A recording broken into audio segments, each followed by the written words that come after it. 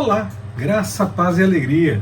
A porção de hoje, recomendada para a leitura da Bíblia em um ano no plano sequencial, é Esdras do capítulo 8 ao capítulo 10. Eu faço uma pergunta para quem já fez a leitura, e quem ainda não fez, claro, pode aproveitar essa pergunta e fazer observação a partir disso. Eu fiz o destaque ontem que Esdras só aparece no seu livro mesmo a partir do capítulo 10. Então ele aparece no capítulo 7. Ele aparece no capítulo 7, 8, 9 e 10. Mas você que já leu, quem não leu pode fazer essa verificação, notou que apenas nos capítulos 8 e 9 vemos o tratamento na primeira pessoa, o eu, ao se referir a Esdras? Tanto no capítulo 7 como no capítulo 10, em que ele também aparece, o tratamento é na terceira pessoa, é o ele, alguém falando a respeito dele.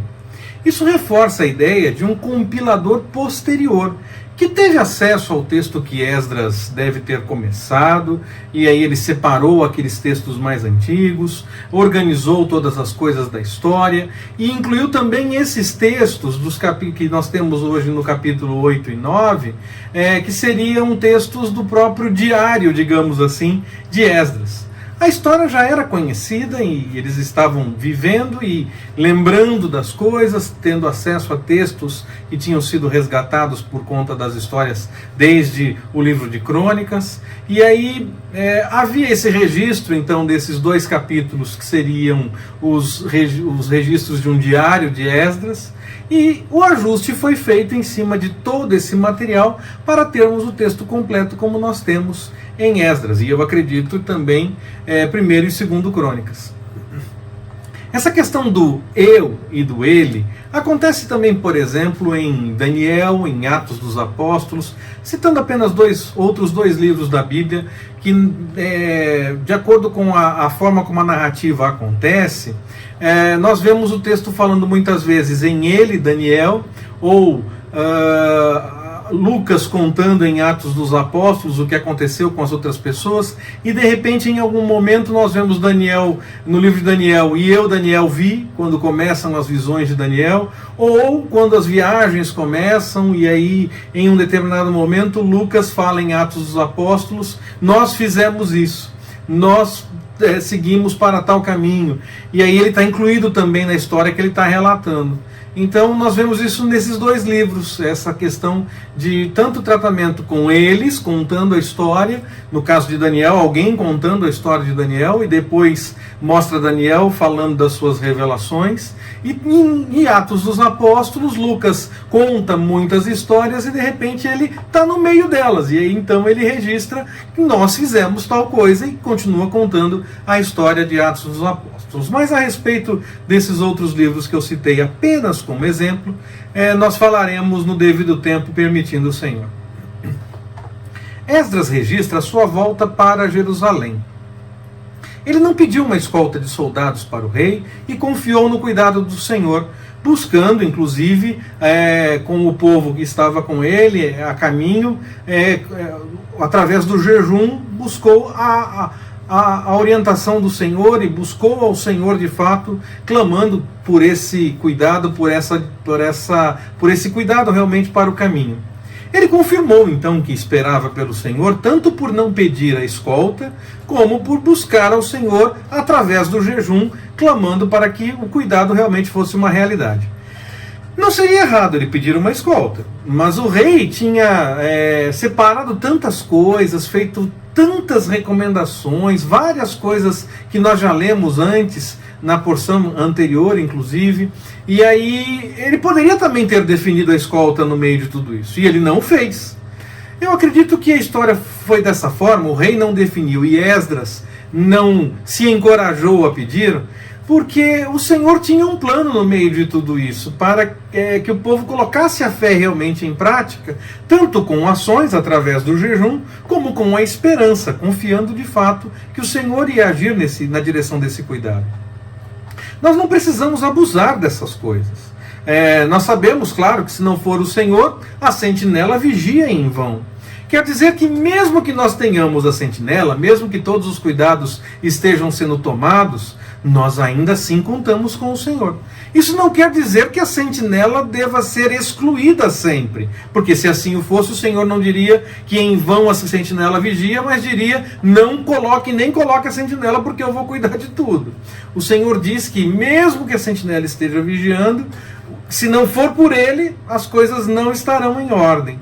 Isso quer dizer então que nós podemos sim ter o cuidado das sentinelas. Nós podemos fazer sim a nossa parte para tomar as devidas precauções diante das circunstâncias, mas sempre tendo a certeza de que mesmo com todos os cuidados que possamos tomar, ainda assim dependemos do Senhor. Se não for ele, não temos nada. E quando não for possível tomarmos as devidas precauções, houver uma surpresa, contamos igualmente com o Senhor. Nós não abusamos, então, nós não tentamos ao Senhor, nosso Deus, mas contamos com Ele, quer com os devidos preparativos e precauções, quer sem nada disso, porque aconteceu de improviso ou de surpresa. Os sacerdotes e os levitas deviam estar junto para receber as ofertas. A oferta deveria ser entregue ao levita, e esse fazia uma oferta para o sacerdote. Essa era a ordem, digamos assim, a sequência para entregar as ofertas. Com a ausência dos levitas, Esdras pede para buscar alguns, porque já queria deixar aos cuidados deles as coisas que ele estava levando. E logo que chegaram a Jerusalém, tiveram um tempo de descanso, e aí logo em seguida se preocuparam em deixar todas as coisas em ordem para que tudo estivesse em funcionamento, porque eram coisas do templo. Aí veio a notícia que o povo tinha deixado de lado a orientação de não se misturar com os povos da terra. Aqueles que eram de Israel, quando o reino estava dividido, passaram de certa forma por isso de forma mais natural, porque a Síria trouxe outras pessoas para a terra e deixou alguns, levou outros, promoveu mesmo essa mistura. E aí nós já lemos a respeito disso, tudo o que aconteceu, pediram para trazer sacerdote para explicar como servir ao Senhor, porque eles estavam tendo problema na terra e aquela coisa toda. Mas os cativos de Judá não passaram por isso, eles foram para a Babilônia e voltaram. Mas aí eles voltaram e encontraram essa mistura. Passou um tempo, desde a colocação dos alicerces até que a construção do templo realmente fosse feita. Aquele período que nós falamos de aproximadamente 18 anos, quando Zacarias e Ageu se levantam e fazem a sua profecia. E aí talvez tenha passado mais um tempo até Esdras chegar com todas essas coisas e para ensinar a lei novamente. E essa mistura acabou se tornando realidade no correr dos dias no meio do povo. Desde o tempo no deserto, o Senhor tinha orientado que não fizessem isso. E agora estava bem fresquinho na memória o que poderia acontecer por conta da desobediência. Podemos até achar que foi um grande exagero, mas realmente era parte da orientação desde o tempo no deserto. E agora o povo estava mais preocupado com seguir as coisas da lei. Porque o exílio tinha acabado há muito pouco tempo e eles não queriam viver tudo aquilo de novo. Por isso eles colocaram as coisas em ordem. Levou até um tempo ainda para colocar tudo em ordem, mas eles fizeram um levantamento dos que deveriam acertar essa situação nesses casamentos misturados e colocaram em prática o acerto no devido tempo. Devemos ter isso como um exemplo de que nós precisamos sim seguir a vontade do Senhor sempre. E não devemos ficar buscando desculpas ou explicações quando tomamos consciência do desejo do Senhor. Nós devemos executar, colocar em ordem as coisas e buscar a vontade do Senhor sempre. Não por mero receio de castigo, não é só por isso, mas porque nós nos alegramos em fazer a vontade do Senhor. Que Ele nos abençoe. Forte abraço, até mais, permitindo o Senhor.